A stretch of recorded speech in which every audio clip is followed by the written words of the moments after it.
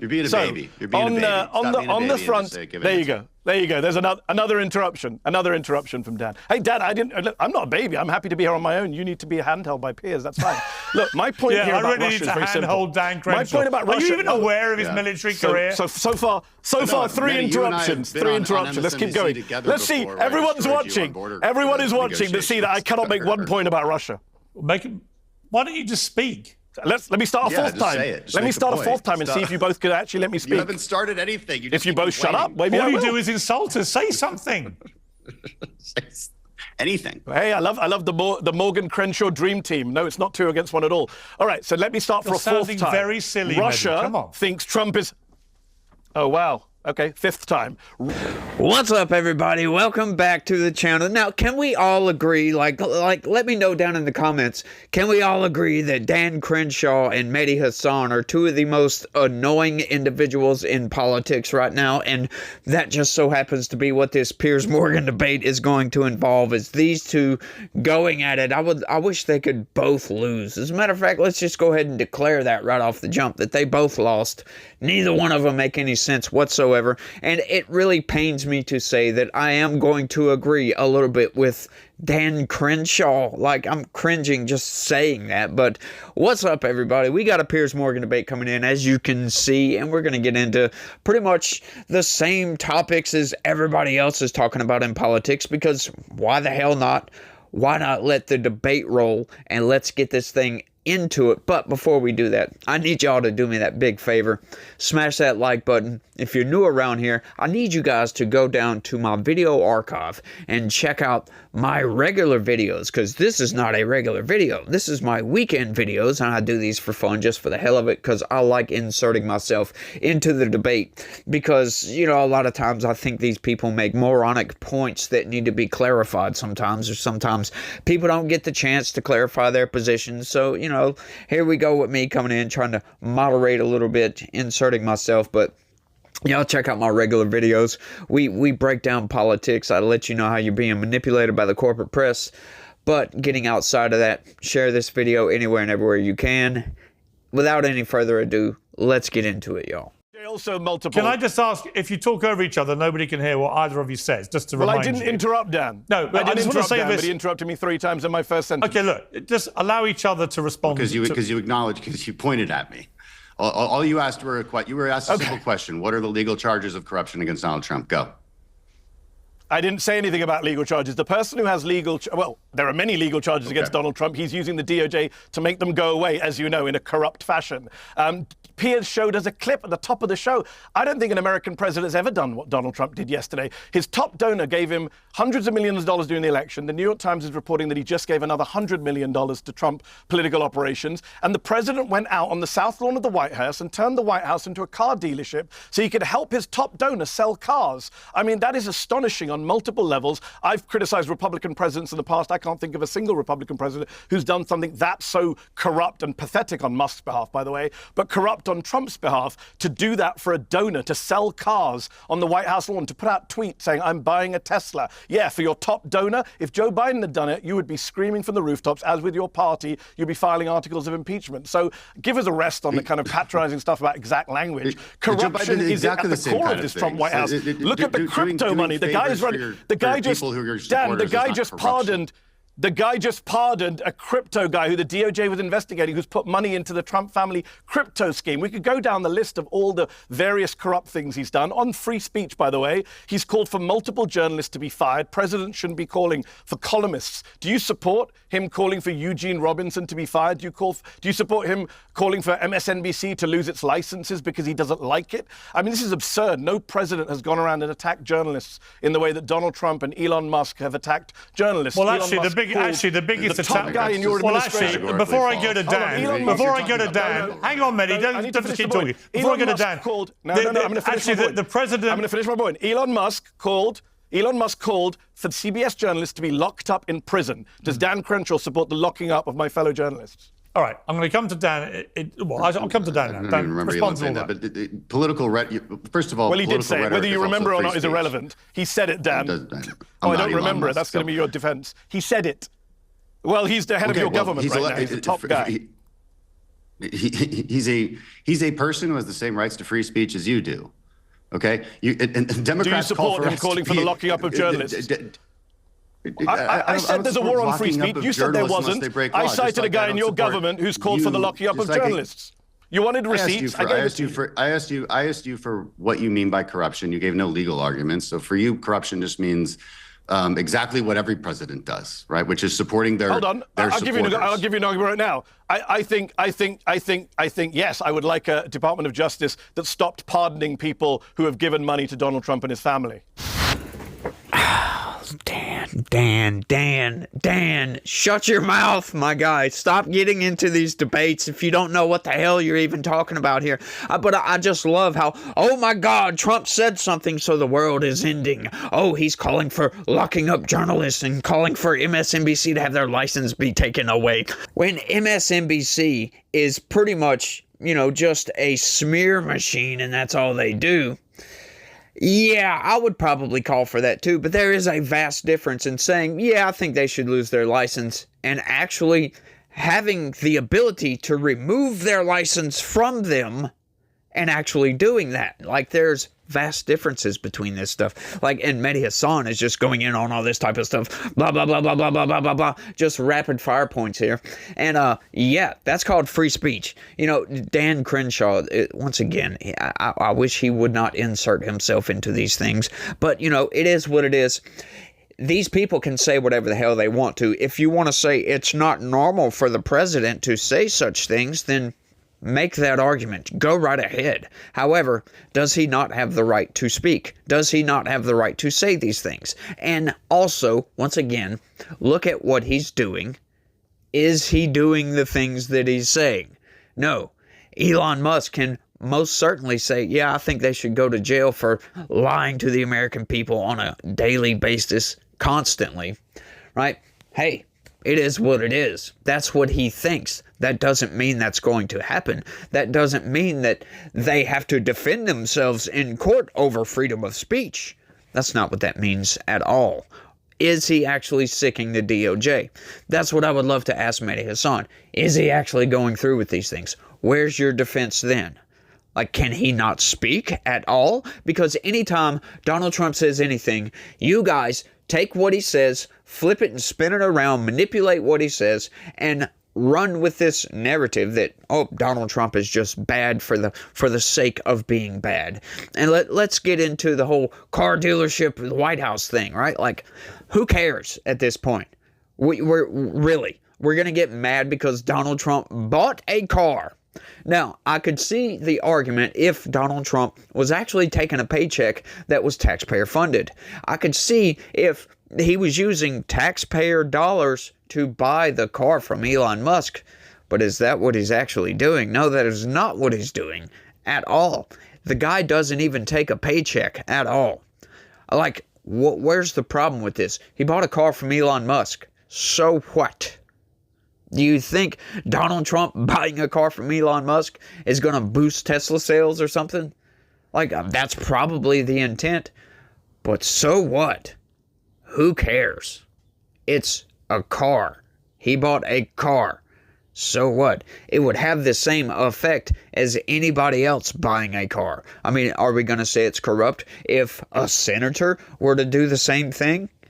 Like, are you going to make the argument here? So what if he televised it? Who gives a damn? I really don't. I don't see that as corrupt simply because he's not doing it on the taxpayer dime. Like, if he was doing it on taxpayer dollars, hey, I could see. Let's all get behind and rally, say, hey, Trump shouldn't be doing this. Let's do something about this. But, considering he's doing it on his own money, yeah, I can't see a problem with this whatsoever. If you guys have an argument down in the comment section, I'd love to hear this. But there's something I just love about Donald Trump. And, the left, they just take everything he says so literally, word for word for word. And it's like, it's funny when we see them make the argument, oh, he's going after freedom of speech. Is he, though? What is his actions actually shown where he's actually doing this? There are none. You have nothing to argue anymore. But let's keep going because we got a lot to get into, y'all. Quick civics lesson. Co-equal branch of government. We make laws. We write laws. We send them to the president's desk for him to sign and then implement those laws. There is only one person who is in charge of the executive branch, and that is the president. You know what DOJ doesn't do? You know what they can't do? They can't look at my employees. They can't look at anybody in the legislative branch's employees, and they're not, because they can't. They can look but at they can shut down. Hold on, they can shut down government departments that Congress created. Are you okay with that? Are you okay with that, Congressman? They want to shut, for example, Trump and Musk want to shut down the Department of Education. That's Congress. Well, they want to shut down the Department of Education. They are winding it down. Right. Well, they can change a lot within the Department of Education. You know, legally, can they shut it down? That's been tried before. It doesn't work. Like, everybody can calm down. And if we want to talk about Department of Education, like, what is the Department of Education? It has about 6,000 or 4,000 employees. It's really just a pass-through for grants and student loans. You know, one of the reasons conservatives talk about Department of Education and wanting to shut it down over time is because it really has nothing to do with education. It's just a pass-through for grants and loans, which could But the point, it was created by Congress, as was USAID. Well, Musk proudly said he fed USAID into the wood chipper. That was a congressionally... It's inaccurate. Oh, come on. Okay, Musk himself said, I fed it into a wood chipper. They cancelled aid overnight. By the way, when you say the sky is not, well, I'll give you a humanitarian lesson, Dan. Children are dying now from polio and malnutrition and malaria because USAID cut off aid overnight. No one voted for that. Right. And when you tell me the sky is not falling in, that is actually not true. Kids are literally suffering as we speak in Uganda and Ukraine and Sudan. Let me explain. So I don't know what you're talking about when you say the sky is not falling in. It's the height of cruelty what your administration and your party has done to children in war zones and conflict zones across the world. What was done to USAID was disgusting. Okay. So first of all, when Congress authorizes USAID and appropriates for it, there is a top-line appropriation. It is always up to the administration to designate programs within that. We do not write in the whatever program for whatever X country. We do not write that into the legislation or appropriation. And when you go through some of these programs that the Biden administration had, you know, $70,000 for some transgender opera in Colombia, there is room for some skepticism about what USAID is doing. Like, it's a silly example. How about the Gaza condoms that Trump and Musk lied about? Have they apologized for that lie? How about the Gaza condoms? Some of these... Your administration lied about Gaza condoms. Trump does not apologize for lying. I'm not part of the administration. How many civics lessons do you need? He's your president. I'm not part of the administration. Nice try, Dan. You're part of the Republican Party. I want to change. Plenty of space for the administration to go through line by line. Don't talk over each other, please. They haven't gutted anything. Let me change topic. Let me change topic. This is where the left gets into semantics a lot, because he's like, oh, do you apologize for the Trump administration lying about the Gaza condoms thing? It's like, hang on just a second. Now, to the viewers of this channel, you guys know that we went ahead and debunked that debunk, because as a matter of fact, you know, they did send money, a lot of money. I forget the number right off the top of my head for that, but it was for contraceptives for Gaza, as a matter of fact. So condoms is a contraceptive, isn't it? But it was also other contraceptives, abortion care, and all kinds of nonsense. That why are we doing this? And you love how they take and tug on your heartstrings. Oh, it's cruelty what the Trump administration is doing to starving children in Sudan. Oh my goodness. Like, where would we be without the United States? The world would fall apart. Oh, it's the apocalypse. Right? Donald Trump has put a pause on these things. He hasn't cut off this funding. He put a pause on it so we could root out the nonsense programs. I don't see a problem with this. And I don't know why the left, they just love to ignore all of these nonsense programs. They just completely ignore this. Anytime you throw it up into a debate, anytime it gets thrown up into any argument whatsoever, they ignore it and say the starving children in Sudan, right? Well, what are we going to do? Because we have starving children in Sudan, we need a transgender opera in Belarus or wherever these programs are. We don't need these things. These things need to be rooted out. And if some of these programs to feed starving children get caught up in some of this and get paused briefly because we're trying to root out these nonsense programs, I'm sorry. That's the way of the world. This is how it has to be. We cannot continue down this path, right? These people would rather just give our treasury to everybody else and destroy this country rather than put a pause on this. Let's fix these issues. Let's get rid of this waste, this abuse of taxpayer dollars that are just flying out the freaking door, going to nowhere. Like, can we stop for a second and be a little bit fiscally responsible here? Or do we have to completely destroy the value of the dollar just to satisfy your virtue signaling? I mean, can we do something here? Can we be a little bit responsible for what's going on with U.S. taxpayer dollars? Seriously, I can't stand these people with these arguments that Doge is evil because they stop funding these programs to feed starving children all across the world. Like, how come their governments aren't helping them out? Like, what are we doing here? Why is it our responsibility to feed the rest of the freaking world? I don't get this. Once again, I'm not trying to be heartless by saying this because, yeah, I do care about that. But we can't be totally responsible for this. Where's Europe on this? Europe has twice our population. And if you put the entire Europe together, their GDP outstretches ours, as a matter of fact. But, you know, once again, where is these other first world nations helping out? How come they're not sending billions of dollars? Why is it just the United States doing this? I know it's not, but why is everybody getting mad? Because we're trying to root out these nonsense left-wing ideologically driven programs, and just because it's all falls under USAID, we have to put a pause on everything to stop these nonsense programs that all of a sudden we're evil. All of a sudden it's so cruel what we're doing. No, I'm sorry. You can shut your mouth. We can put a pause on these programs to eliminate the waste, to eliminate this nonsense, to get rid of it. Then we'll restart these programs and, hey, business as usual. Like, no more cruelty coming from the Trump administration. But I'm sorry.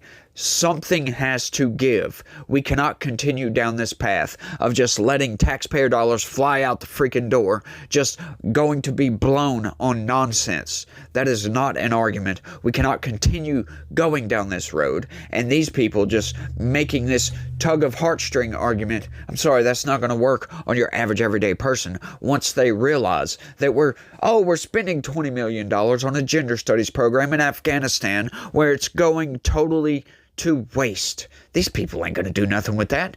Why do we need a transgender opera in Brazil, of all places? It makes no sense for these programs, but they don't ever argue that point. Oh, it's always the starving children over here. Or it's, so many children have died because of polio vaccines. No, I'm sorry. Look, if some of that gets caught up and gets temporarily paused, that doesn't hurt my feelings whatsoever. At all. It really doesn't, because behind the scenes, our economy is slowly being chipped away at and destroyed. The value of our dollar is being obliterated in front of our face, and these people just want to continue business as usual. Well, you know what? I can't stand business as usual at this point. Something has to give. Something has to stop. And if these programs get caught up, like I said, so be it. They will continue, and we will feed the rest of the world for some reason. But let's keep going. Now, look, I think everything happened as it should happen along the timelines. I think we needed to probably do a lot more than Biden did, quicker and faster aid to defend Ukraine in the beginning. 3 years later, Trump is right. It is time to actually start talking. And regardless of whether those talks have worked in the past, again, that was J.D. Vance's point in the White House, why are we litigating that? Let's talk about present and future. And that's a very American way of thinking, but it works. And it's not a very Eastern European way of thinking, right? They think in terms of the 1,000 years of history preceding them. This is the problem in the Middle East as well. Like, this is just, there's a cultural mismatch there. And I think that's what you actually saw unfold in the White House. Also, on your point, what Dan, we have is we seem to agree on the outcome here. We seem to all like the outcome. Yeah, I agree. And the other thing I would say on your point about how to deal with Putin. Mehdi, hang on. We don't know what the outcome is. We don't know what the outcome is. No, okay, but we all agree that as of today, we seem to like it, right? I mean, we like the idea that Ukraine has signed up to a ceasefire, which is a way further forward than they were in the Oval Office when they didn't want to even speak to Putin. Hold on, the bloc. Hold on, come on, guys. This is crazy that I'm having to be the kind of pro-Ukraine against the seemingly pro-Russia voices. The bloc on a ceasefire. Are you saying that was Ukraine for the last 3 years that's been the only bloc on a ceasefire? Come on. No, I said Ukraine agreed to a ceasefire. Ukraine and insisted not to do it. Why are you twisting our words? The idea that... No, nobody said that. Because you're saying that we're in a ceasefire position. Can I finish a sentence? You're saying that Zelensky went to the table because Trump bullied him in public. And by the way, I'm loving this from you two, that this language we're using today to coddle Trump. He's not even here and you're both so worried about his feelings. Trump, Piers talking about unfortunate. Dan said stylistic. Come on. I have a memory of longer than a goldfish. Barack Obama talked about a reset with Russia. Your party, Dan, went nuts. All right, can I just People called him a stooge of Russia. If I may. Hold on, I just finished my sentence. I need to be able to actually put a question you don't want to call to it you. 2 against 1. I haven't spoken about Russia for the last 5 minutes. You both have been speaking. Can I finish one point? Let me just make one point. It's not stylistic. It is Trump being objectively pro-Russia, pushing Russian talking points. And if a Democrat did it, Dan Crenshaw and you, Piers Morgan, would be all over them and not say it's stylistic. A Democrat literally did it because Bill Clinton, I put a clip out that went viral last week of me interviewing Bill Clinton in 2012.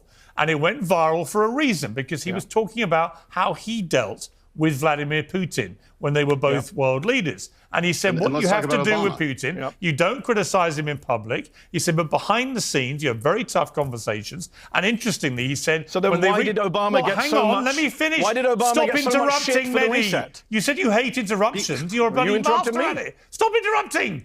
You interrupted me earlier. Practice what you preach. You interrupted me earlier. Practice what you preach. Well, it's 2 against 1. Can I finish, please, Mehdi? I'll wait. Thank you. And he simply said that behind the scenes they had very tough conversations. And I said to him, could you trust Putin if he gave you his word on something? He went, absolutely. He never went back on his word, which I thought was interesting. And I've heard that from other leaders, of what Putin says in public and what happens in public is one thing. What happens behind the scenes with him is another. We don't know what conversations Trump has had with Putin behind the scenes, but we do know he's following the same playbook in public. Because he tore them up. He's following the same playbook in public. He tore up the If you may not interrupt me, please. We do know he's following the same playbook as Bill Clinton advocated in that clip. And he was a Democrat president last time I checked. So there is a strategy they have for dealing with Putin, which may be more effective than simply doing what you'd like everyone to do, which is call Putin a monster. I'm happy to. I think he is a despicable tyrant. He's a dictator. I'm pretty sure you've called him a monster more than I have, Piers, for the last 4 years. Stop interrupting, please. I think he's an awful dictator. Well, you're giving a speech now, Piers. I thought we were doing a debate. You should be You're now giving a speech. You should know all about that, Mehdi. I don't know. Maybe that's because for all that big talk of a reset with Russia,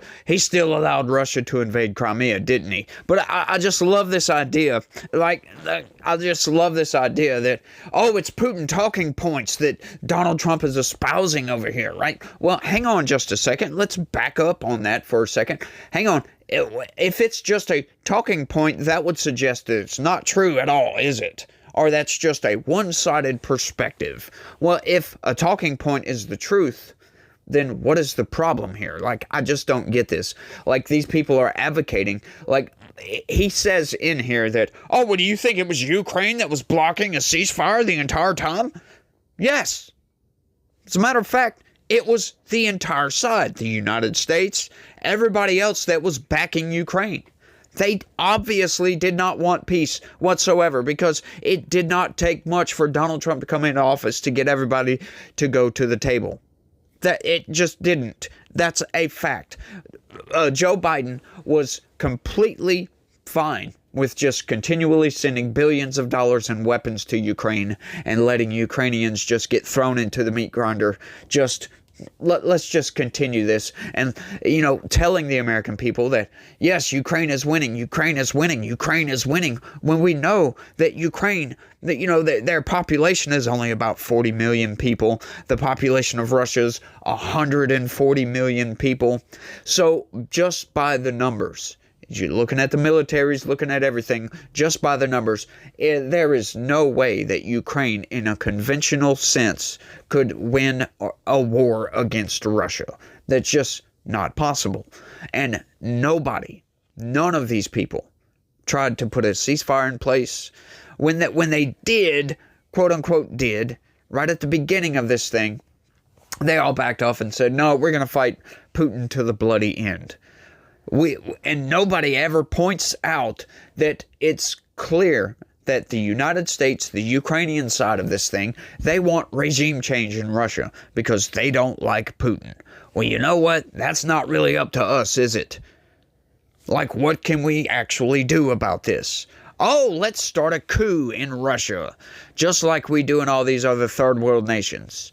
No, I'm sick and tired of that. I'm sick and tired of that argument. I'm sick and tired of these warmongers that just want to fund the military-industrial complex and just say, yep, Putin bad. We're the good guys over here. We've done nothing wrong whatsoever. No, I'm sick and tired of that. It's not black and white. There's gray up in here, isn't there? There's a lot of gray in this. There is a lot of reasons why Putin went into Ukraine. Not saying it's justified, and we've talked about this. We've discussed this time and time and time again. Right? He's not justified to go into Ukraine. But that doesn't mean that Trump is a Putin puppet. Just because he says, look, he had his reasons. I'm just saying. That's all. I just can't stand these people. Like, sure, you want to call Barack Obama a Putin puppet? I don't know why they attack him. If you're trying to actually work out a deal, like, I don't recall any of that, right? I didn't pay attention to politics back then. If they called Obama a Putin puppet for actually trying to resolve some sort of situation, then, hey, that's wrong on the Republicans' part, as a matter of fact. That's wrong on their part, and this is probably why I don't like the old school Republican Party. But today's Republican Party is vastly different than that Republican Party was. Yeah, we are being led by Donald Trump. He is the leader of the Republican Party. We have had a massive shift in the Republican Party over the last 8 years. We have essentially booted out the establishment part, the Dan Crenshaws of the world, like they're on the fringe of our party at this point. I say our party. I'm not even a Republican myself. I'm registered as an independent, but I identify with Republicans because, yeah, they seem to be making the most logical sense. Fiscal responsibility, making America first, blah, blah, blah, blah, blah. The list goes on. But, you know, I'm just sick and tired of these arguments back and forth. How about let's see the end result of this? It's clear to everybody that Donald Trump seems to be the only world leader currently that is trying to resolve these conflicts all over the place, right? Throwing out all these ideas. Sure, is it A/B testing? Might be.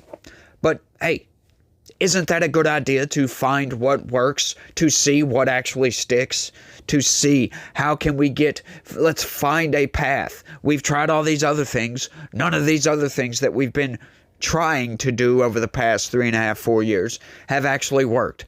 So, yeah, how about let's not just continue to fund this war in a deficit. Let's try to find some sort of pathway to peace.